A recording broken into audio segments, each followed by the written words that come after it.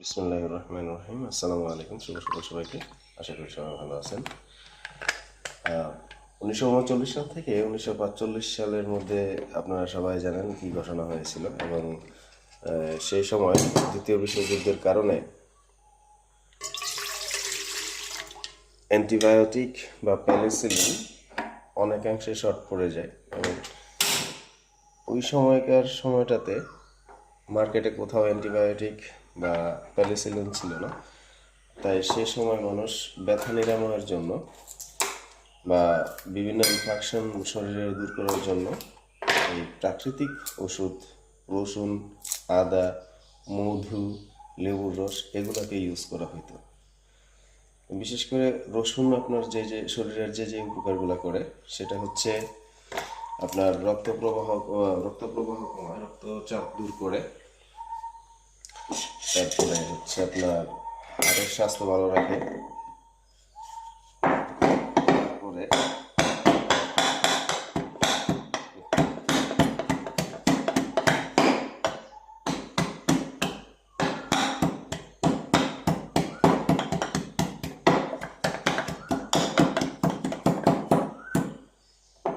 হার্টের স্বাস্থ্য ভালো রাখার পাশাপাশি আপনার এটাতে অ্যান্টি ইনফ্লামেটরি গুণ থাকার কারণে কিন্তু আপনার হচ্ছে শরীরের প্রদাহ কমাতে সাহায্য করে। হ্যাঁ, বিভিন্ন ব্যথা, বাতের ব্যথা, তারপরে হচ্ছে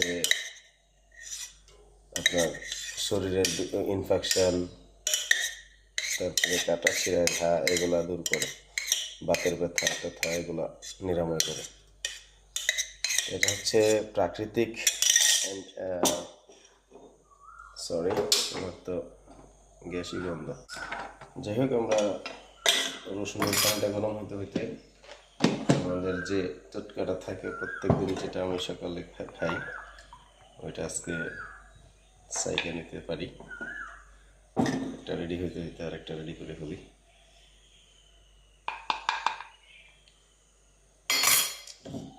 তো আজকে গতকালকে একটা আইটেম আমার কম ছিল, সেটা হচ্ছে ছোলা।